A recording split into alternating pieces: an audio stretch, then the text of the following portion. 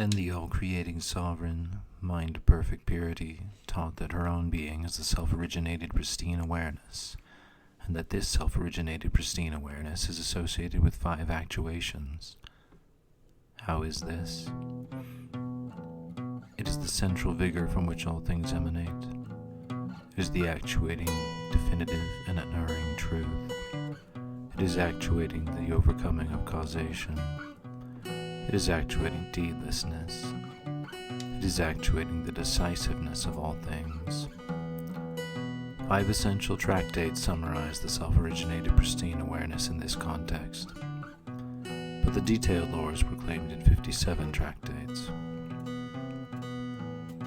O great Bodhisattva, hear these essential points. I, the all-creating sovereign, mind of perfect purity, am one with the great self-originated pristine awareness. This self-originated pristine awareness is summarized in the 5 tractates from which the 57 detailed ones come. My actuation is in these 57 tractates. How is it that my actuating being is revealed this way? 10 tractates teach that the nature of all things is the actuating being of pristine awareness. 10 tractates, unerring and definitive, teach the actuation of the non-erring and definitive pristine awareness.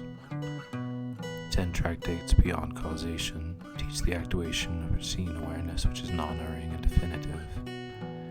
10 tractates, consummate in their deedlessness, teach the actuation of the deedless pristine awareness.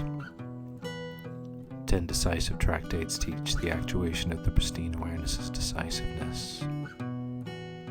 From the 5 actuations of pristine awareness's mind itself come the 5 sets of 10 tractates. As actuations of my own being, I am the teaching 5 forms of confidence. As to the remaining 7 tractates, one of these 7 definitive chapters teaches about the ground, another about sacred instructions, and 5 on different necessities. The detailed teaching of its meaning. First, 10 revealing tractates are taught in order to let them see reality. Secondly, 10 more tractates, unerring and definitive, are taught so that confidence in being and non-being and its conceptualization are cleared away. Thirdly, 10 more tractates beyond causation are taught so that they understand the all-creating sovereign's own being, which is pristine awareness, does not depend on causes and conditions. Fourthly, 10 more tractates, consummate in their deedlessness, are taught so that they understand there is no necessity for striving to achieve the deedless, which is the all-creating sovereign's own being, the pristine awareness. Fifthly, 10 more tractates on decisiveness are taught so that they can understand that because of the all-creating sovereign's self-originated pristine awareness, one's very own being is decisive. With regard to its meaning, there are 5 reasons. In the tractate Reality Becoming Apparent, the reason is given for seeing reality in an apparent manner. Those who see reality in an unerring, direct manner have no reason to follow a path of doctrinal views, religious practice, and vows. In the tractate which teaches a non-erring definitive truth, the reason for a non-erring confidence is given. Because of an apparent confidence in the mind's own non-erring nature, there is no reason for accomplishing Buddhahood. In the tractate which teaches that there is no dependence on causes and conditions, it is said to be a good quality that there is no reason for engaging in striving and achieving. There the reason exists to abide in the bliss of non-striving, because there is no reason for striving and achieving. In the tractate which teaches the consummate deedlessness, the reason for the consummate nature which is deedless is given. Because of the reason for the consummate and deedless nature, there is a reason for spontaneous self-perfection since the primordial. In the tractate which teaches decisiveness, it is decided that in accord with the 5 basic tractates, to say that the Buddhas of the 3 times and the sentient beings of the threefold world, all that appears and exists as animated and inanimated world, is without cause, definitive, self-originated, and deedless. The teaching of the root tractate on decisiveness was first taught by the Buddhas of the Three Times. Reality's own sky-like being is seen by the sentient beings as future and past of the Three Times. You see that they did not understand the sky-like reality because the future is of no concern and the karmic imprints of the past have ceased. Now the definition of Buddha is the lucid character of the fields of the sensory faculties, the dimension of the non-conceptual. With regard to reality, the nature of the mind of perfect purity is the all-encompassing quality which is like the sky, but I do not apply the name Buddha. The definition of field is taught as follows. It has the characteristics of plenitude and vastness, and is called because not a single living being of this threefold world can fathom it with his or her sense faculties.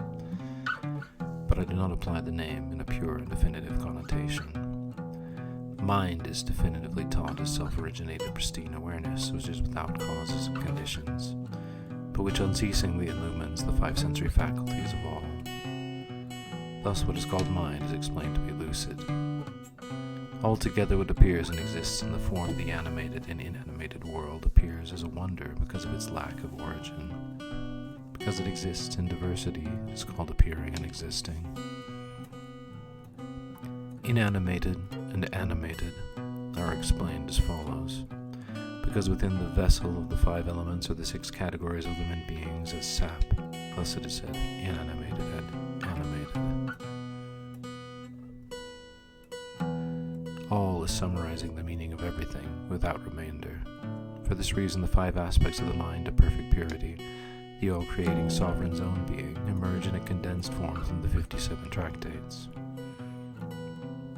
In short, I am teaching the all-creating's fivefold own being as her own being is the previously generated central vigor of all things. Her own being is non-erring and decisive teaching. Her own being transcending cause and result as it is self-originated. Her own being transcending striving and achieving as it is deedless.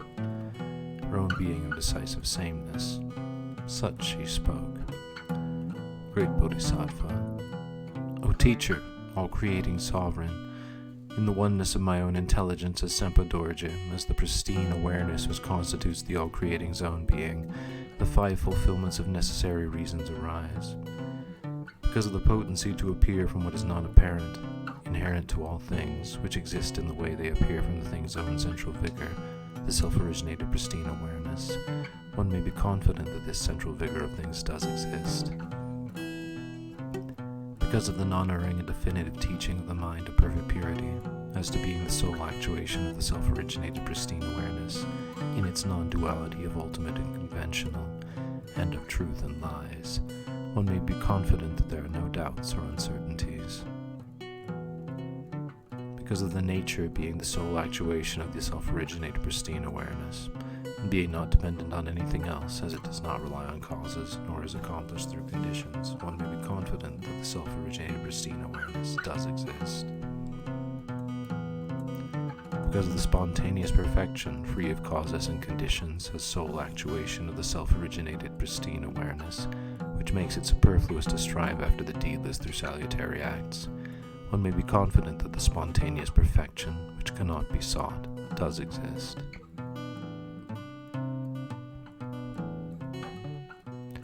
Because of the primordial faultlessness of the self-originated pristine awareness as the sole actuation of the self-originated pristine awareness, and because, all things being decisive as to their lucidity in the way they appear, one may be confident that this lore is the teaching's lamp. Such he spoke. This is the 54th chapter of the all-creating sovereign, mind of perfect purity, in which is given a summary of the all-creating sovereign's own being as found in all tractates.